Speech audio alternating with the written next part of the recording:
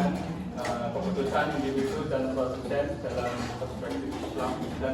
Dan kami kelompok 8 ingin mempresentasikan pengelolaan UMKM berbasis ekonomi Islam. Dan saya dari kelompok itu Rabi Roza. Dan kami dari kelompok 8, saya Firman Fali. Saya Alfa tujuan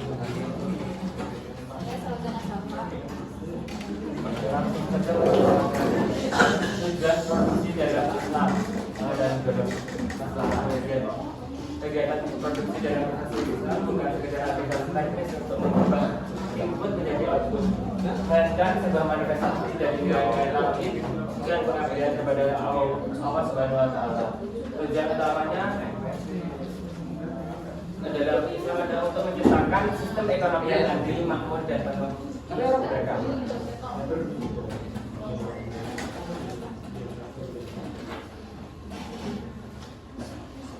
yang kedua ada efisiensi dan optimalisasi berbasis nilai syariah.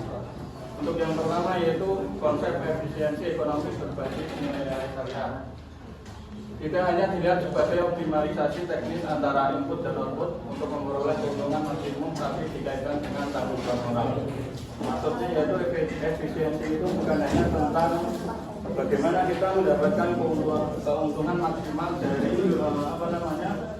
modal tipis, tapi juga harus memperhatikan cara mendapatkannya. Untuk contohnya yaitu seperti pabrik yang ingin menghemat biaya dengan cara membuang limbah di sungai. Untuk secara ekonomi itu termasuk efisien, biayanya kecil, tapi dalam Islam tidak boleh karena merugikan orang lain. Untuk yang kedua yaitu optimalisasi produksi dan prinsip kebaikan. Bukan sekedar meningkatkan pertumbuhan output, melainkan untuk memenuhi kebutuhan manusia. Optimalisasi produksi dalam Islam itu bukan sekedar meningkatkan jumlah barang ataupun produksi yang dihasilkan, tapi lebih ke bagaimana produksi itu bisa memenuhi kebutuhan masyarakat. Untuk contohnya yaitu produsen makanan, tidak memakai bahan berbahaya, menjaga kualitas dan harganya tetap wajar. Untuk yang ketiga yaitu penggabungan stabilitas dan kelestarian. Sesuai dengan perspektif makosid syariah bertujuan untuk melindungi 5 elemen utama yaitu agama, jiwa, akal, keturunan, dan harta.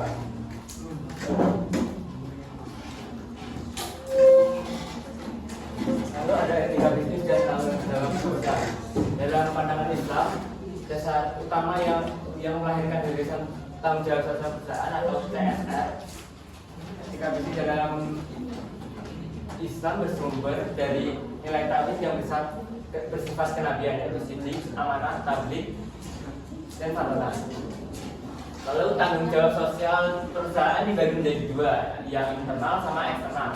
Yang internal itu seperti hak karyawan, pemberian upah yang adil, menciptakan lingkungan kerja yang bermanusiawi. Yang eksternal bertanggung jawab terhadap kelestarian lingkungan hidup dan kesejahteraan komunitas sekitar.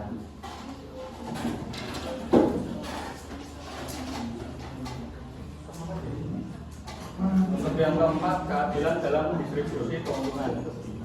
Untuk yang pertama, prinsip dasar keadilan dalam pembagian keuntungan.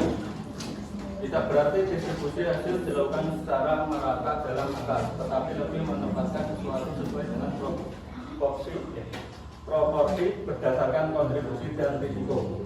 Maksudnya pembagian keuntungan itu tidak harus sama rata, tapi harus adil. Terus yang kedua, keadilan distributif. Pembagian keuntungan seharusnya tidak terbatas pada tingkat itu antara investor dan manajer, tetapi juga harus berdampak pada keadilan distributif di masyarakat secara luas. Terus yang ketiga, implementasi etika dan moral dalam distribusi. Sangat menentukan keadilan dalam pembagian keuntungan dan kejujuran. Dalam melaporkan laba dan rugi adalah dasar utama untuk memberikan keadilan tanpa transparansi. Untuk studi kasus dan evaluasi analisis keputusan produsen. Untuk studi kasus implementasi etika produksi, Udi Mulya Raksa. penerapan prinsip sidik ataupun kejujuran melalui penggunaan pisang Jakarta, pilihan tanpa bahan pengawet sintetik untuk menjaga keaslian produk, pemanfaatan bahan baku berkualitas untuk menjaga kunci utama dalam menciptakan kepercayaan di pasar makanan tradisional. Untuk tujuan produksinya yaitu menyeimbangkan pencapaian keuntungan ataupun profit dengan memberikan manfaat sosial bagi masyarakat. Lalu evaluasi analisnya, dalam evaluasi untuk mengenal keputusan yang diambil oleh produsen bahwa pemilik UD Mulia Rasa mengarahkan keputusannya pada strategi pemasaran atau marketing mix yang sesuai dengan nilai-nilai syariah.